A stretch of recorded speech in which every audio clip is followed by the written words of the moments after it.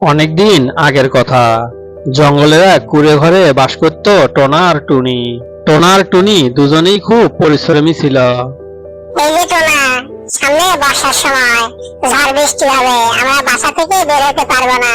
চলো আগে থেকে কিছু খাবার নিয়ে এসে মজুত করে রাখি। চলো টুনি, আমরা পাশের গ্রাম থেকে খাবার নিয়ে আসি।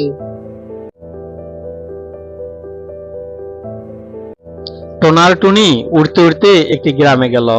সেখান থেকে কিছু খাবার নিয়ে আবার বাসায় চলে আসলো। টোনা আর টুনি খাবারগুলোকে বাড়ির সামনে রেখে ঘুমিয়ে পড়ল।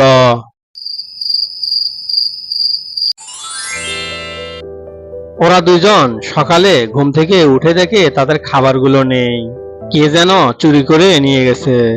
হায় হায়, আমাদের খাবারগুলো কে চুরি করলো? আমরা এত কষ্ট করে খাবারগুলো নিয়ে আসলাম। টুনি, তুমি কেঁদো না, আমার মনে হয় এগুলা ওই দুষ্ট কাকটাই করেছে। চলো আমরা ওই কাকের কাছে যাই। এই বলে তারা কাকের বাসার দিকে উড়ে চলল। টোনা টুনি দুজনে কাকের বাসায় এসে কাককে বলল, আমরা অনেক দূরে গ্রাম থেকে খাবারগুলো নিয়ে এসেছি, তুমি সেই খাবারগুলো চুরি করেছো। কাজটা তুমি ঠিক করনি। টোনার কথা শুনে কাক খুব রেগে গেল। এই টোনা, তুই কি বলতেছিস? আমি তোর খাবার চুরি করেছি, তার কোনো প্রমাণ আছে?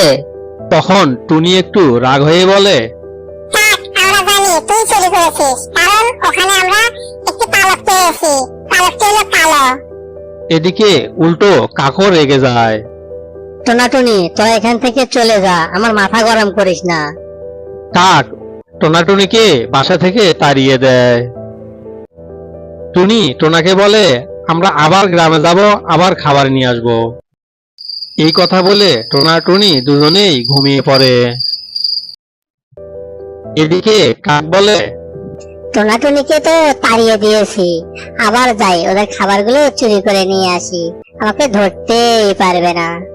কাক আবার গেল চুরি করার জন্য। এদিকে টোনাটুনি ঘুমিয়ে আছে। কাক এসে খাবারগুলো মুখে করে নিয়ে আবার পালিয়ে গেল। টোনাটুনি ধরতেই পারল না।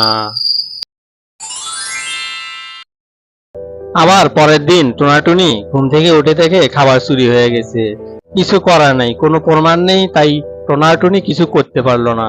বন্ধুরা, গল্পটি কেমন লাগলো কমেন্ট করে অবশ্যই জানাবে, আর নতুনরা অবশ্যই সাবস্ক্রাইব করবে।